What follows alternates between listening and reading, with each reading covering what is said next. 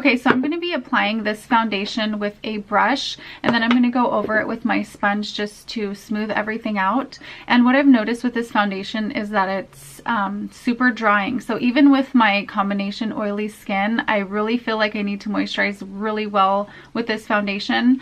I did also spritz a little bit of Fix Plus to my face, and it's pretty dry. It still feels a little bit tacky. And I'm using the shade Aspen. I just picked this up, so I don't know if it's going to be the right shade. I had the shade Golden Ivory. I wore it for a few days, and I just noticed that when it dried, it was a little bit too dark. So it just oxidized and turned just a tad bit too dark for me. I'd rather have a shade that's a little bit light. That way when I apply my contour and bronzer and all of that, I'm not like super dark. I'm not, you know, my neck isn't lighter than my face. So just to show you what it looks like when it's dry, this is what it looks like, and I'll show you what it looks like while it's still wet. So it looks super light when it's wet, but then when it dries down, it does oxidize a little bit and dries to a little bit darker shade. Okay, so I'm just gonna put a little bit on my palette and start applying this. Another thing to note about this foundation is that it dries super quickly. Like, you need to get it on really quick. That's actually not too bad. It looks a little bit lighter on camera, but it's actually a pretty good match, so I'm hoping it's not going to dry down too dark. And this foundation is also very thin. It doesn't feel like a thick formula at all. So I really like that. I don't want a foundation that feels too thick when applying it. Like, it's just not easy to blend, but it's pretty easy to blend as long as you do it really quickly. I'm gonna take my sponge and just tap it on, or tap it out.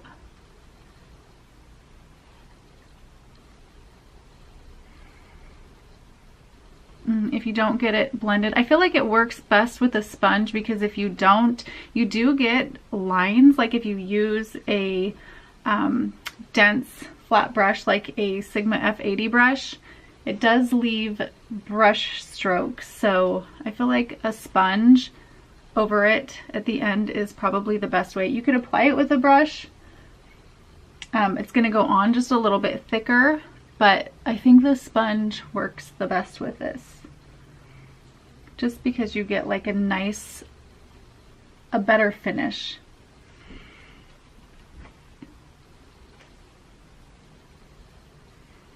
Another thing about this foundation is I really do not like applying it under my eyes, because I feel like it enhances my fine lines a little bit. So I like to use a different concealer, maybe keep it away, keep it very light underneath there. So I'm just gonna bring it down. And the finish is really nice when you first apply it. It looks really good, and I'm actually really pleased with this shade. I know it is a little bit light right now, but as far as comparison to what I usually use, MAC Studio Fix Fluid and NC15 looks very similar to this. Taking it on my ears. And I don't think I'm gonna need to apply a second coat. This has a really good coverage. I would say it's a medium to full coverage foundation. And I honestly really don't feel like I need a second coat of this. I can apply a little bit just to see if it's buildable, in case you want like a really full coverage application. So that's pretty much dry. I feel like building it up does look a little bit cakey, so I think if you get a thicker application to begin with, you'll be good, instead of trying to build it up. It just looks kind of really, what is the word I'm looking for? kind of just cakey. I do have a little bit of texture right there, so that might be why. So I'm gonna leave it like that. I'm gonna take a little bit of concealer, and I have been using this Maybelline Instant Age Rewind concealer. It's just a really lightweight concealer. I'm trying to find a good concealer that's gonna work with my fine lines. As I'm getting older, I've been noticing that I've been getting a little more kind of like my foundation is sticking to those fine lines. So I'm trying to keep it light under there. It's fortunate I don't have too much discoloration under my eyes. So if you guys know of any good concealers that don't enhance your fine lines, let me know. I would love to hear your recommendations on that. While I am waiting, I'm going to go ahead and apply my lipstick. And I'm going to be using Please Me from MAC. And I'm out. So I'm just kind of using what's left in there. I'm going to take a little bit of my lip liner. This is 15C from Makeup Forever. Perfect match for that lipstick. And then a little bit of lip gloss. So I went back to get my favorite lip gloss, the BareMinerals lip gloss, when I was picking up this foundation, and they were all sold out. So I'm going to be using the Creme Brulee from NYX. Just a tiny bit. I don't like it to be too glossy, but just a little bit of shine. Okay, I think we're good to start applying contour. So I'm using Hoola bronzer. I'm just using the little brush that comes with it. I'm just creating a little contour there. I just picked up a new one of these too. I'm almost out. I just got a new one. I've been loving using this brush, and I had these stored away, and I'm so glad I kept them because they're just perfect for that really good contour. Just kind of sharper, I guess. And then just taking this along my hairline. Trying not to disturb my foundation. I can still see a little bit of my pigmentation through the foundation, but it's not too bad.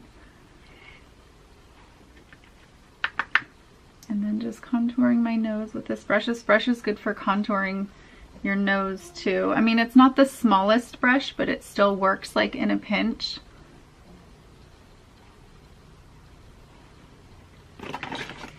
And then I'm going to take a bigger brush and just blend that out a little bit.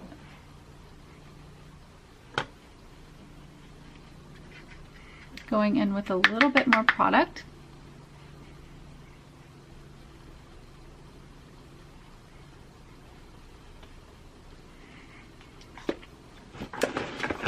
And let's see, for blush, I have been wearing a MAC blush, and it is called, this is so pretty, it's a kind of like a pale pink. It's called Rosy Outlook. It's one of the Pro Longwear blushes. It's really pretty and natural.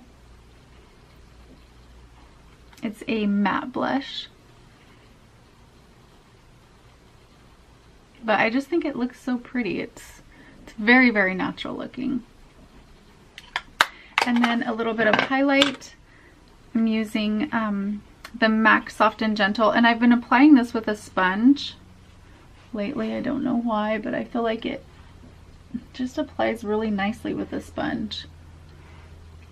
It's a little bit, I guess, heavier than with a brush. Like it picks up a little bit more product. But I like the way it looks.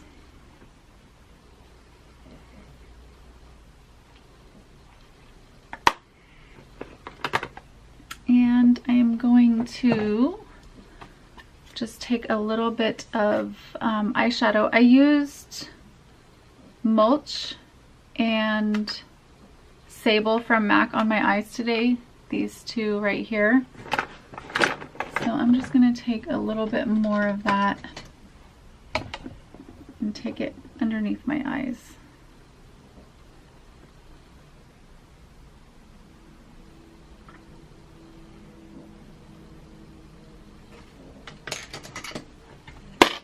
So now that I have all of my makeup on, I just kind of wanted to show you, what it looked like. I'm going to zoom in just a little bit. And I'm actually very pleased with the shade. I think this one's going to be much better than the Golden Ivory I had. This one is a little bit lighter than that, but it definitely has like a yellow undertone to it, which is perfect for me. I have light skin, but I also have a yellow undertone, and it's really hard for me to find foundations that match my skin tone. So I think as far as matching, this is a really good one. But my skin just looks flawless. And right now, the way it feels and the way it looks is like perfect. Like this is how I want my makeup to look all the time. It does look a little bit dry under the eyes. But I also have another concealer on over that, so I can't really blame the foundation, but it just looks really good. Okay, so I'm outside right now. I wanted to show you guys what the foundation looked like in real life. I'm gonna zoom in so you guys can see what the finish looks like. I definitely think it looks okay.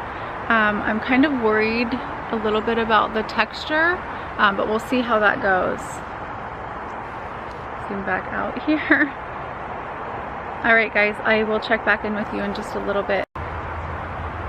So I'm back with an update on the foundation.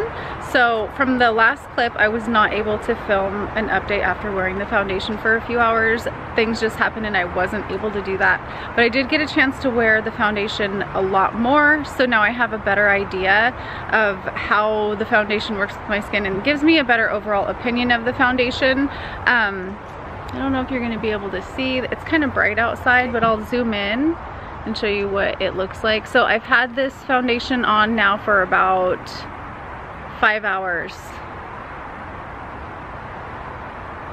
And this is the first day I've worn this foundation for a few days, and I'll tell you guys why in my conclusion.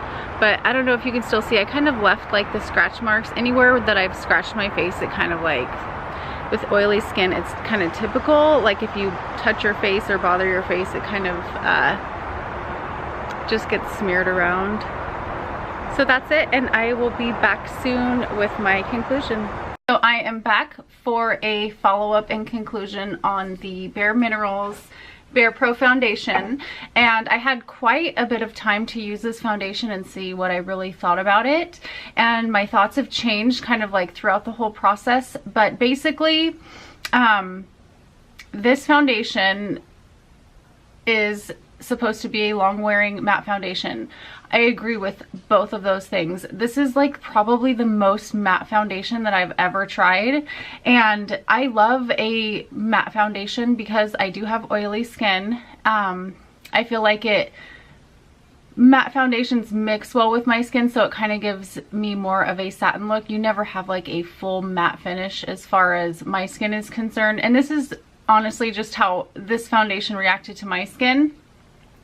But it does look a little bit cakey, which is not something that I like. It looks very unnatural on my skin.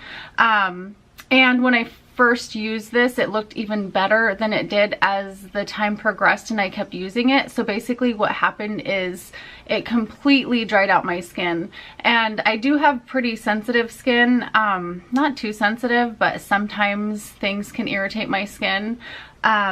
And this made my cheeks so dry. So like the more I wore it, like my face just kept getting more dry, and then it would get like textured looking. So I would apply my foundation and it just started looking worse and worse. So basically if you have any dry skin on your face, this is going to accentuate that dry skin. from what I've noticed, any just texture on your skin, this just intensifies it and makes it look worse. So I pretty much had to stop using it. I was just kind of just exfoliating and moisturizing for the last few days, probably 3 or 4 days, and haven't touched this foundation. And my skin is back to normal again, and this is the only thing that I've used differently. So that's kind of a bummer. But I did put it on today just so that I could do like an update and show you guys what it looked like after wearing it for a few hours. And maybe if you have super oily skin, this might work for you, but for dry skin, I definitely, I think it would be an issue if you have any type of texture. Even my skin, the oily places, it looks good, but like here it's more normal, and you can still kind of see like everything. It just intensifies it. So I might be taking this back. A lot of people have compared this to the Estee Lauder Double Wear foundation, and in my opinion it's just not the same. Like, I love Estee Lauder Double Wear, but this one just I think it's just kind of too matte, which I never thought that I would ever say that about a foundation, but I kind of feel like it is. So those are my thoughts. I hope you guys enjoyed the video. Thank you so much for watching, and I'll see you guys soon. Bye.